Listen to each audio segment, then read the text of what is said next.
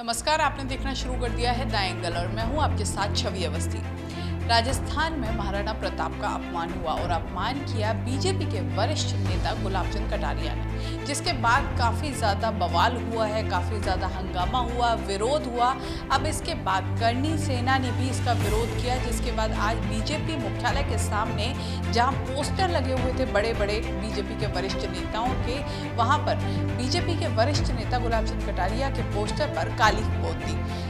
साफ तौर पर विरोध जताया गया। हालांकि ये तरीका सही नहीं है, लेकिन जिस तरह से करणी सेना का कहना है कि उनकी भावनाओं को इससे आहत पहुंचा है, उनकी भावनाओं को इससे ठेस पहुंची है, क्योंकि महाराणा प्रताप का उनकी नज़र में जिस तरह से ये अपमान किया गया है या फिर जिस तरह की भाषा का उपयोग किया गया है महाराणा प्रताप के लिए, वो बेहद ही गलत है। जिस तरह से गुलाब चंद कटारिया का वीडियो वायरल हुआ, उसके बाद से ही कई अन्य कांग्रेसी नेताओं ने भी इसका विरोध जताना शुरू कर दिया। कई नेताओं ने अपने सोशल मीडिया के जरिए वो वीडियो शेयर भी किया और साफ तौर पर कह सकते कि निशाना साधा बीजेपी के ऊपर कि बीजेपी जिस तरह से राष्ट्रवाद की बात करती है, उसके बाद जो देश के सपूत हैं, जो राजस्थान के वीर योद्धा है, राजस्थान के वीर सपूत हैं, उनका इस तरह से अपमान बर्दाश्त नहीं किया जाएगा। चौतरफा घिर गए गुलाब चंद कटारिया। उसके बाद कटारिया ने भी एक वीडियो अपना जारी किया, अपना बयान जारी किया, जिसमें उन्होंने कहा कि उनके कहने का तात्पर्य कुछ और था, उनके शब्दों पर ना जाएं, लेकिन उनका तात्पर्य कुछ और था, उनकी भावनाएं कुछ और थी। वो अपमान नहीं करना चाहते थे महाराणा प्रताप का, जिस तरह से उनकी तरफ से सफाई दी गई। लेकिन कुल मिला के वीडियो अगर सुना जाए, जिस तरह से भाषा का उपयोग किया गया, साफ तौर पर वो गलत है, क्योंकि जिस तरह से एक हल्की भाषा का उपयोग किया गया महाराणा प्रताप के लिए, जिस तरह से तू तड़ाके से उनके लिए बोला गया और जिस तरह के शब्दों का उपयोग किया गया, पागल कुत्ते ने काटा था, कुछ इस तरह का शब्दों का उपयोग किया गया जो साफ तौर पर बिल्कुल गलत है, जिसके बाद खुद कटारिया को आज अपनी सफाई देनी पड़ी।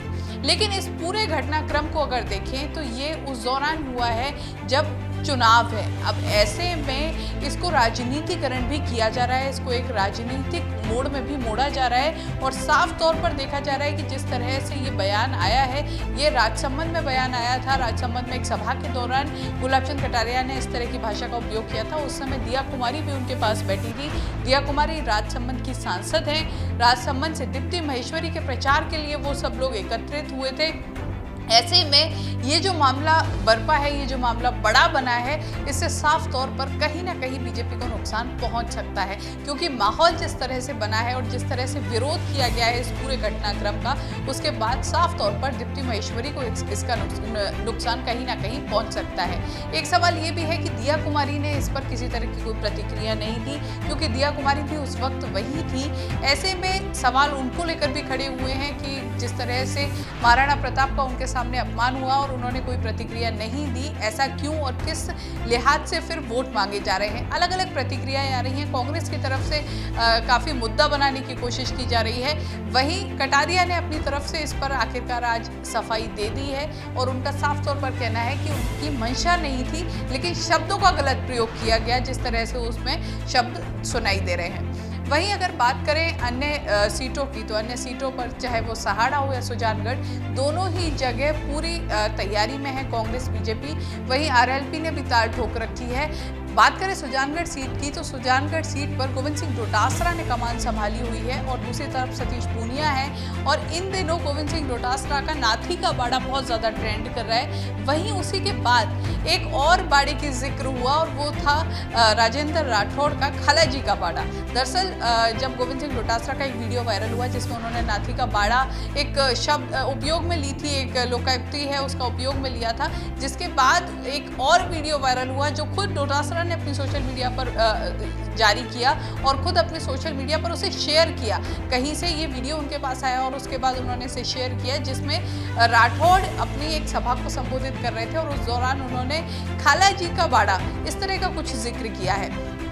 ओवरऑल देखें तो इन दिनों सोशल मीडिया काफ़ी ज़्यादा जो उपचुनाव है उसमें एक तरह से कह सकते हैं कि हथियार की भूमिका में नज़र आ रही है। चाहे अच्छे में कहें या बुरे में, दोनों तरह से इसका उपयोग किया जा रहा है। अपने प्रचार के लिए भी जहां इमोशनल कार्ड खेला जा रहा है वहां पर भी सोशल मीडिया का उपयोग है, और जहां किसी दूसरे पर प्रहार किया जा रहा है वहां पर भी सोशल मीडिया का भरपूर उपयोग किया जा रहा है। तो ये कुछ इन दिनों उपचुनाव को लेकर राजस्थान में सरगर्मियाँ चल रही हैं। मौसम की गर्मी तो बढ़ी रही है, लेकिन उसके साथ ही जो राजस्थान की गर्मी है सियासत की, वो भी लगातार बढ़ती जा रही है, क्योंकि अब तारीख नज़दीक है मतदान की। तो अब देखना होगा कि जिस दिन मतदान होता है उसके बाद रिजल्ट 2 मई को आना है। किसके पाले में ये रिजल्ट आता है, किसके पाले में ये सीट जाती हैं, और तब तक क्या कुछ नया देखने को मिलता है राजस्थान की राजनीति में।